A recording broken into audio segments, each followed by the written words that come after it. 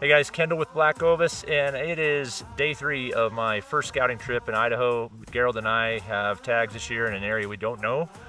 So we packed in here, we're in this basin, we've got some pretty rad timber here, basin here, another basin there. And I'm gonna set up the Argali 4P. This is the Absaroka. I've slept in the Rincon, which is the 2P. Spent 10 days in that guy last year in Colorado. Absolutely, I really did like it. I don't know if I absolutely loved it. I almost said that. I really liked it. It was the first time I've spent extended time in a teepee or floorless shelter. Not a big deal as far as like the perceived bugs and other stuff. As you can see, the flies are out of control, so I did bring the full insert. The other thing too is I'm going to use the Argali pole. You can use both poles. There's a really rad adapter which I bought, and because it's small and black, I think I lost it somewhere and I can't find it, maybe left it on the hill somewhere. But I should have spray painted that orange. That's a pro tip. But the cool thing is the poles, you can actually screw it in to here. It has threads on both sides, so you can use your poles, reduce your weight, reduce your bulk. This is just a great opportunity for me to test this out during scouting season. So we're gonna use these poles, set up the tent, set up the insert, follow along. You can see how it's done. We selected an area that's generally flat. The cattle that have been in here have chewed this down, so it's nice. I don't have super tall grass to contend with. And we'll see how camp sets up.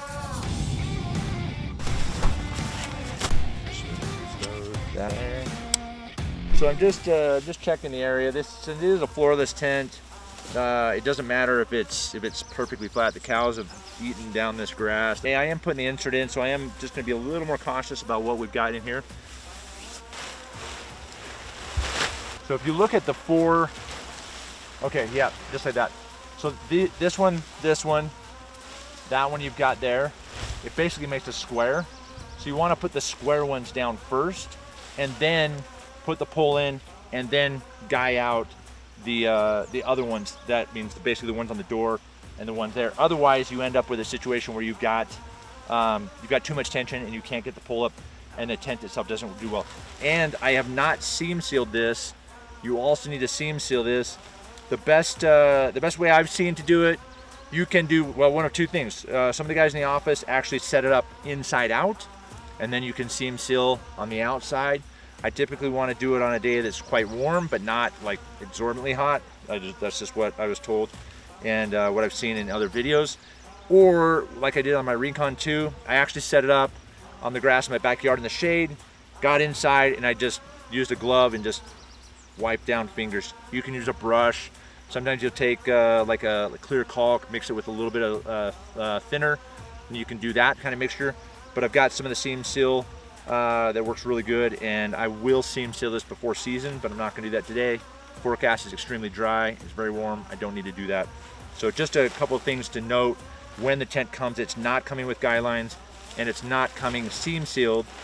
So I'm doing the other corner, and again, we're going to do opposite corners, all 4 corners first, then put the pole in, and then bring the sides out and stake those out. The other thing too is you can adjust, once this is up, you can adjust the angle in case you don't get the corners. It's not exactly perfect. You can adjust those and tweak it once you get the pole in.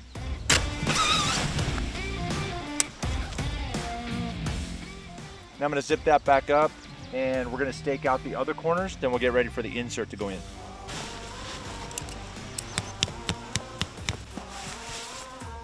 Next comes the insert.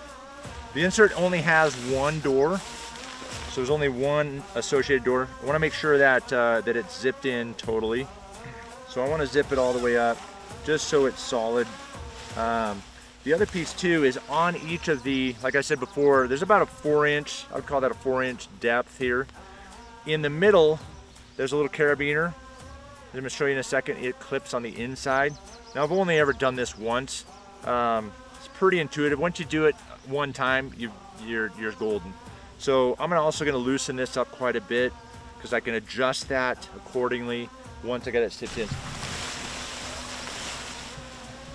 Cinch that guy in, and this is just a easy clip that I don't make look easy. There we go. The trekking pole You do have a little hole in the top of this, so the bottom of your trekking pole sits inside the insert. Where I'm not, it doesn't necessarily matter, so I'm gonna put that guy there. I'm gonna put this guy here, and I do have the stove jack, which you could take out because I know I'm not using the stove, of course, when I have a full insert, so I could have saved a little bit of weight by leaving that in the truck. I'm gonna raise this guy up. Still looking good? Yeah.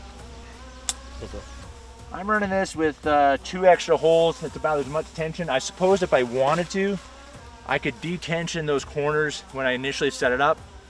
Run that to the very top to get a little more height. But whereas I'm 6'4", I'm not gonna fit under this anyways. Not that big a deal to me. I'm gonna have plenty of headroom, so I'm just running it 2 from the top.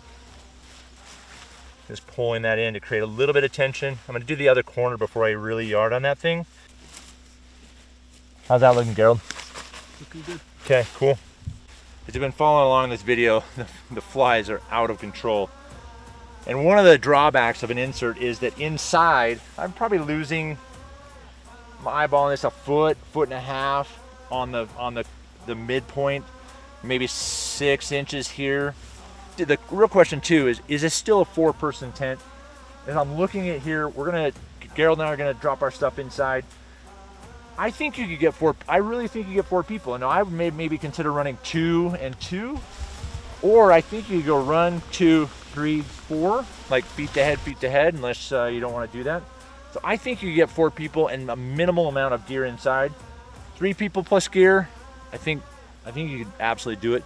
2 people plus bows, gear, spotting.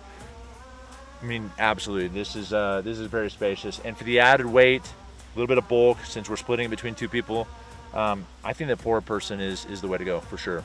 So hopefully this video has been helpful. I'm a really big fan of Argali as a company. Brad, the founder, and the team, they're just fantastic people. They're making really good gear. Very passionate hunters. So obviously as a hunter, I want to embrace companies that will embrace the hunting community. Thanks for following along. Thanks for checking out this video. If you like this video, give it a thumbs up, subscribe to our channel. If you have questions about this product or any other products, there's a link below to link over to Black Ovis. Check out our website. Call, talk to one of our gear guides. These are guys that are hunting, very passionate, interested in gear. We've got experts in all different categories, so make sure you check us out. Give us a call, drop us an email. Love to make sure you get in the right gear for your next hunt.